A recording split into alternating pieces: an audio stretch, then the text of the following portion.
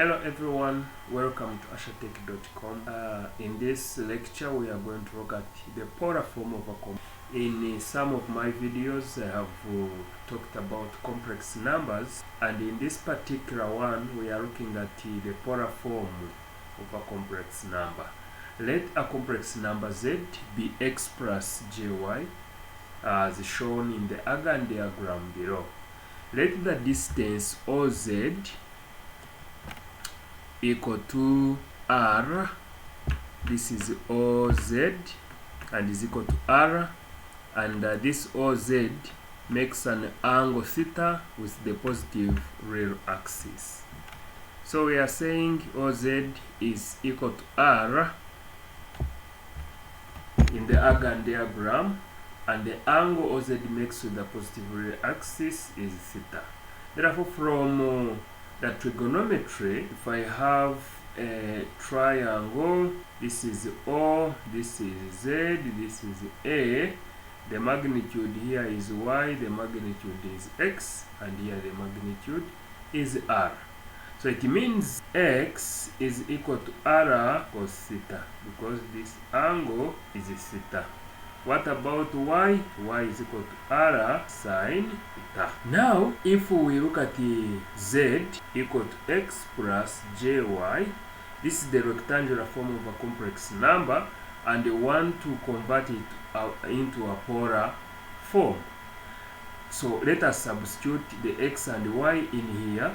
So we will find ourselves having Z equal to R into cos theta plus J sine theta. So this is a polar form, but it can be reduced to R angle theta degree. This is the polar form now. So therefore, when you look at it, let us substitute, and we shall have Z equal to that, and is usually abbreviated as R theta, which is known as the polar form of a complex number. Let's proceed, and we want to look at other details. So the other details show us that R is the magnitude of Z.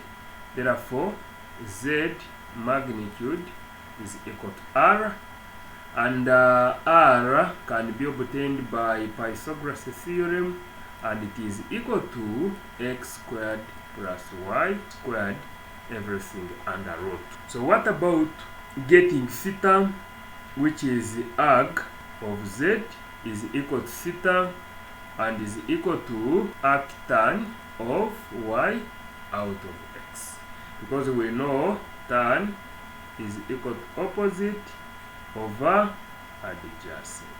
The adjacent of this triangle OZA is x, and the opposite is y. So tan over this angle will equal to y out of it.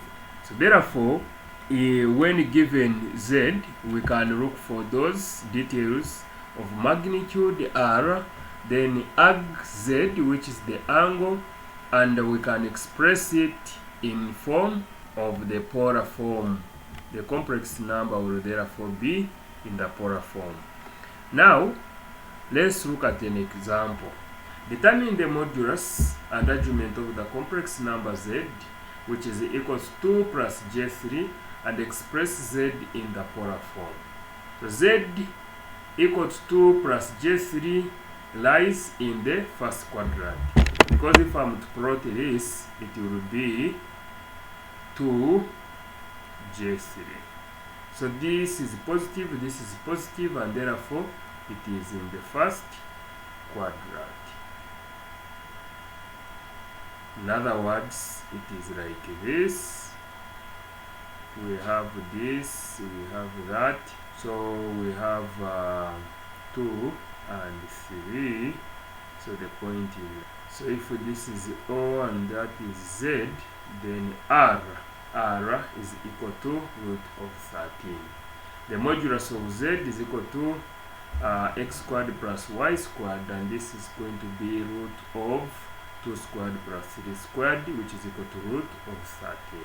So when you use a calculator, it will reduce to 3.06. Now what about the argument arg of z is equal to arctan of y out of x. So this will be y out of x and is equal to 3 out of 2. This is equal to theta and is equal to 56.31 degrees. So if we are to give it in polar form, then it will be r angle theta. This will equal to 3.6, maybe 1, then angle 56.1 degree. As simple as that. Thank you for watching. See you in the next